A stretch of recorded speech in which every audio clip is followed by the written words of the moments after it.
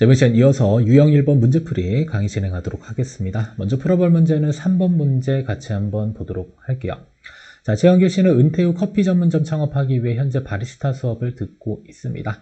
자, 그러면 제목 목표는 은퇴 이후에 창업을 하는 것이다 라고 볼 수 있겠고요. 자, 은퇴까지 남은 기간이 6년이다. 자, 그러면 6년에도 체크하셔야 되겠고, 그다음에 커피 전문점을 위해서 필요한 자금은 임차 비용과 기타 비용을 합산하여 현재 물가 기준으로 1억 7천만 원이 필요하다. 자, 그럼 필요 자금에 대한 정보가 주어졌고요. 자, 또 한 가지 중요한 사실은 필요 자금을 현재 물가 기준으로 주어졌다라는 점 체크해야 될 부분이 되겠습니다. 자, 그리고 다음의 정보를 참고로 하여 최영길 씨가 은퇴 시점에서 커피 전문점 창업을 위해 필요한 자금과 부족한 자금으로 적절한 것을 골라보자 라고 했습니다. 자, 그러면 어느 시점이냐면, 자, 미래 시점에 무엇을 찾아내야 되냐면, 자, 필요한 자금과, 자, 그다음에 부족한 자금을 찾아내면 되는 이러한 유형이 되겠고요. 자, 그다음에 기타 정보 보시면, 자, 임차 비용 1억 3천만 원은 매년 2.5%씩 증가하고, 그다음에 기타 비용 4천만 원은 매년 4%씩 증가합니다. 그래서 현재 물가 기준의 1억 7천만 원은 임차 비용과 기타 비용이 합산된 것으로 생각하시면 되겠고요. 각각의 상승률이 달리 적용되기 때문에 각각의 임차 비용과 기타 비용의 미래 시점 필요 자금을 계산해서 합산하시면 되겠고, 그다음에 커피 전문점 투자를 위해 현재 준비된 자금은 3천만 원이다. 다만 이 준비 자금은 세후 투자 수익률 5%로 투자된다라고 했으니까 3천만 원에 1.05의 6승 통해서 우리 미래 시점에 준비 자금도 계산을 할 수가 있습니다. 자, 그러면 먼저 필요 자금을 한번 산출을 해 볼 필요가 있겠죠. 그래서 임차 비용 1억 3천만 원, 그래서 130,000 곱하기 1.025에 6승하게 되면, 자, 미래 시점에 필요 자금 하나 계산되고요. 자, 두 번째로는 기타 비용은 4천만 원입니다. 자, 4천만 원 곱하기 1.04에 6승하게 되면 두 번째로, 자, 필요 자금이 산출이 됩니다. 자, 그리고 자, 커피 전문점 투자를 위해서 현재 준비된 자금 목돈 가지고 있는 것이죠. 그래서 3천만 원 곱하기 1.05에 6승하게 되면 미래 시점에 자, 준비 자금도 계산이 되겠습니다. 자, 그러면 필요한 자금은 1번 값과 2번 값을 합산해서 계산하시면 되는 것이고요. 그 다음에 미래 시점에 부족한 자금은 필요 자금에다가 준비 자금 3번을 차감해서 계산하게 되면 미래 시점에 부족 자금 또한 같이 계산할 수 있다. 이렇게 정리할 수 있겠습니다. 자, 그리고 현재 가치와 미래 가치를 계산할 때 우리 일반적으로 재무계산기에 PV 값, FV 이런 식으로 입력해서 계산하는 거 자주 보셨을 텐데, 자, 그러면 이 산식은 어떻게 계산하냐면, 자, 1억 3천만 원 곱하기 1.025의 6승은 기간은 6년이 되는 것이고요. 수익률은 2.5i, 그 다음에 CPT FV를 계산하게 되면 동일한 1번 값이 계산이 됩니다. 자, 근데 생각보다 PV, FV 누르는 것보다는 이렇게 풀어가지고 그냥 1억 3천만 원 곱하기 1.025의 6승 이렇게 계산하는 게 훨씬 더 빨리 계산을 할 수가 있습니다. 그래서 앞으로 풀이하는 산식들은 대부분 풀어가지고 대부분의 로직들을 정리한다라고 보시면 되겠고요. 자, 그다음에 FV가 현재 가치로 왔을 때는 또 어떻게 계산하시면 될까요? 자, 미래 가치를 1점 투자 수익률의 n승을 통해서 할인을 해줄 수가 있습니다. 아셨죠? 이때도 미래 가치를 현재 가치로 올 때는 투자 수익률의 n승을 통해서 할인해서 계산된다라는 점 참고로 기억하시면 되겠습니다.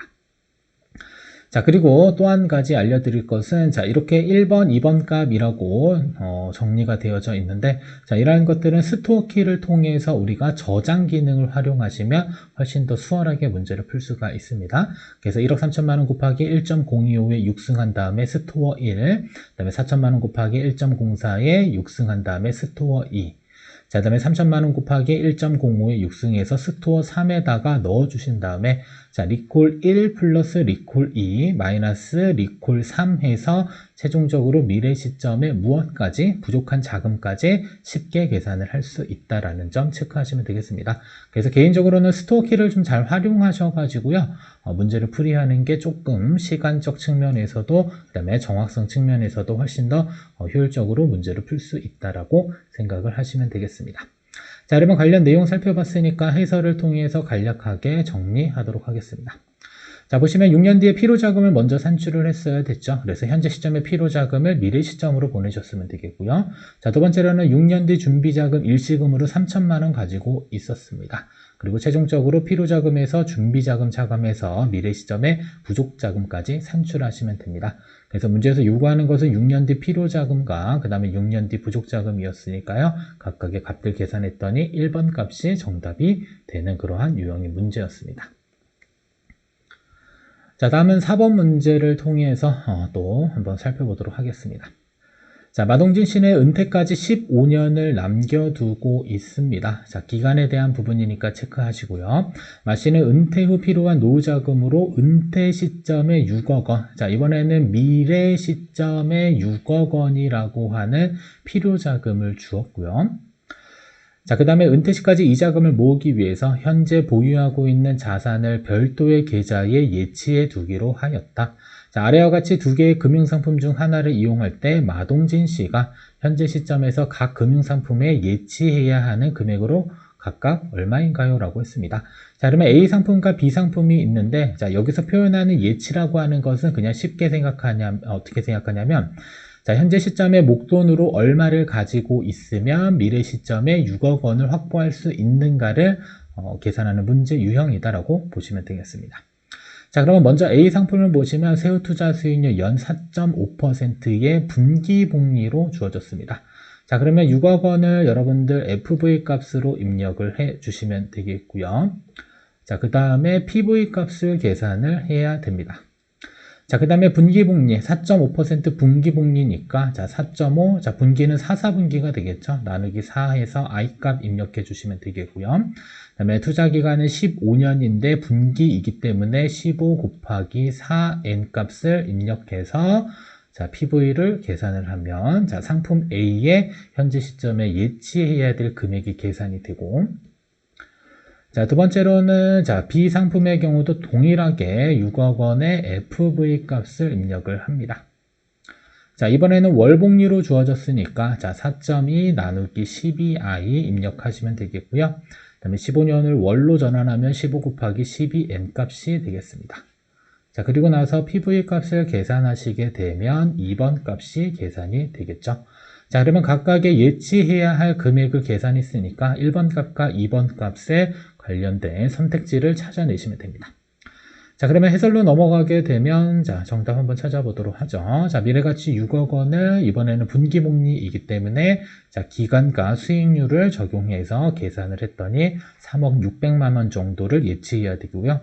자, 비상품의 경우는 월복리였습니다. 자, 월복리 계산했더니 얼마? 3억 1,900만 원 정도를 예치해야 된다. 그래서 정답은 2번 체크하시면 되겠고요.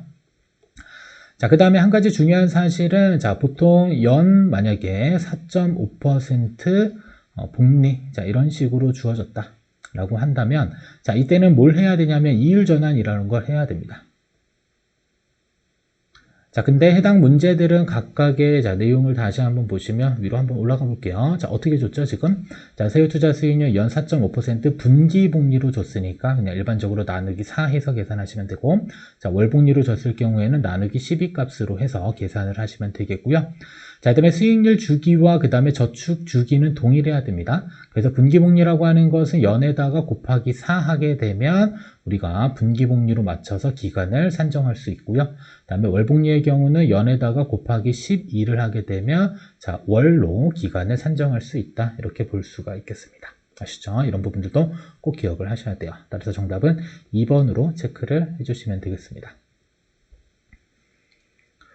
자, 다음은 이제 6번 문제로 넘어가도록 하겠습니다.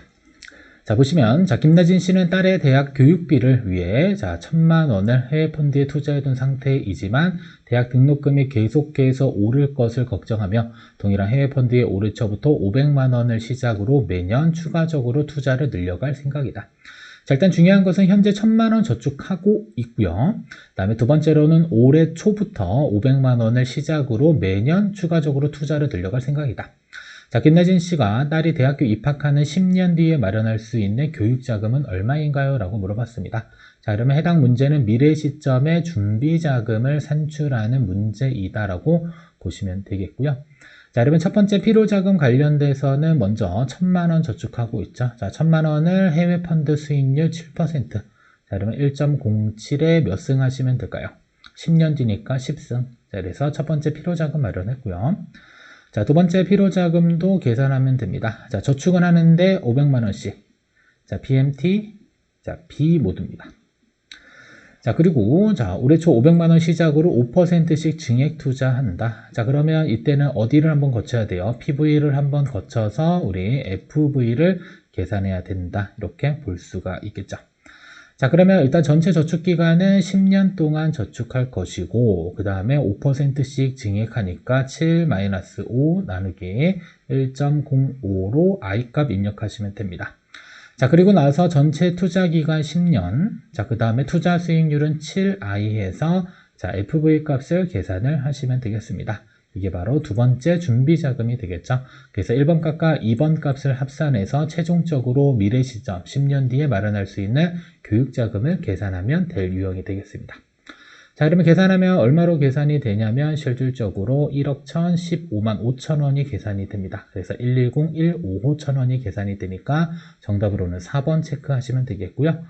자, 그 다음에 이 부분이 중요한 거죠. 자, 증액저축인데 매년 초에 저축하는 것이기 때문에 자, PMT B 모드를 통해서 계산을 한 것이고요. 자, 만약에 해당 유형이 매년 말 증액저축이다라고 한다면 이때는 어떻게 하시면 돼요? PMT 500만 원 곱하기 자, 증액률이 5%였죠. 이때는 1.05해서 PMT 그다음에 이 모드를 통해서 동일하게 계산하시게 되면 얘는 기말급 증액저축이 되는 것이고 현재 문제는 기시급 증액저축을 계산하는 유형이었다라는 점만 보시면 되겠습니다. 그래서 정답 4번 체크하시면 됩니다.